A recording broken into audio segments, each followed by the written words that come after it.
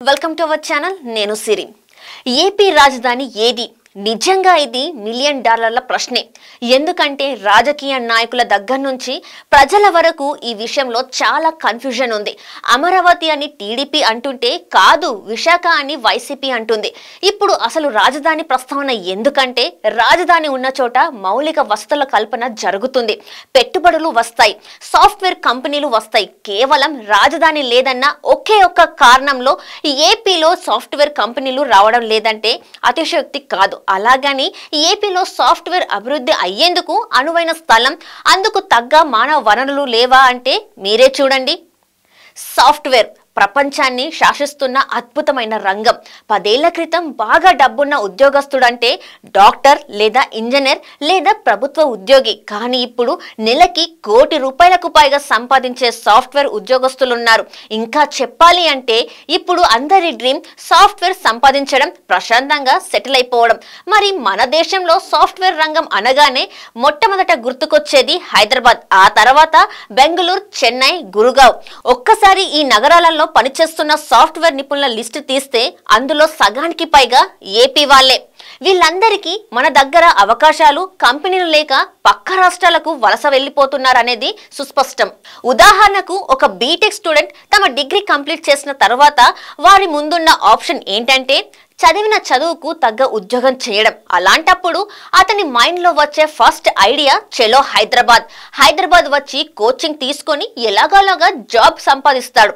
job వేరే చోట వచ్చినా వెళ్ళిపోతాడు అతనికి హైదరాబాద్ కాకపోతే బెంగళూరు లేదా చెన్నై లేకపోతే గురుగావ్లో జాబ్ వస్తుంది వెళ్ళిపోతాడు కానీ అమరావతిలో మాత్రం జాబ్ రాదు ఎందుకంటే ఏపీలో సాఫ్ట్వేర్ కంపెనీలు లేవు కాబట్టి రావు కాబట్టి ఎందుకు లేవు ఎందుకు రావు అంటే కారణం ఒక్కటే రాజధాని ఏదో తెలియదు ఎక్కడ కంపెనీ పెట్టాలో అర్థం కాదు అన్నిటికీ మించి పెట్టినా కూడా ప్రభుత్వం ప్రోత్సహిస్తుందో లేదో తెలీదు మరి ఇప్పుడున్న పరిస్థితులలో ఏపీలో సాఫ్ట్వేర్ కంపెనీలు క్యూ కట్టాలంటే ఒక్కటే మార్గం ముందు రాజధాని ఫలానా అని పెట్టుబడులు పెట్టే వారికి భరోసా ఇవ్వగలగాలి కొత్త ప్రభుత్వం వచ్చినప్పుడల్లా కొత్త రాజధాని వస్తుంటే పెట్టుబడులు పెట్టేందుకు ఎవరు ముందుకు రారు ఇక సాఫ్ట్వేర్ ఏర్పాటు చేసేందుకు వచ్చే పెట్టుబడిదారులకు ప్రోత్సాహాలు కల్పించాలి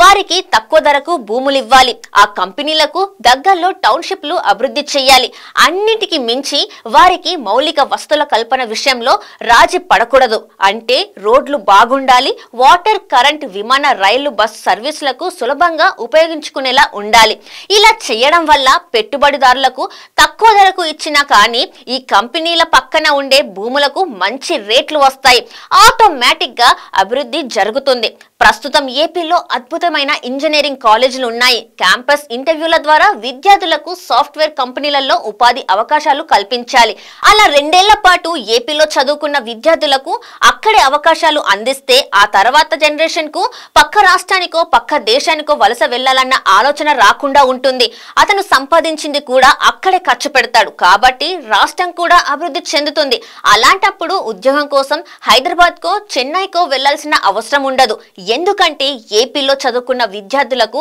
ఎప్పుడైనా ఫస్ట్ ఆప్షన్ సొంత ఊరే ఉంటుంది సొంత ఊరు కాదని వెళ్తున్నారంటే అక్కడే ఇంకో ఏదో ఎక్స్ట్రా వస్తుందని ఆ ఎక్స్ట్రా వచ్చేది ఇక్కడే వచ్చేలా చేస్తే ఏ యువత పక్క రాష్ట్రానికో పక్క దేశానికో వలస వెళ్లే అవకాశమే ఉండదు ప్రపంచంలో ఏ ఆర్థిక వ్యవస్థకైనా బలం యువత అలాంటి యువత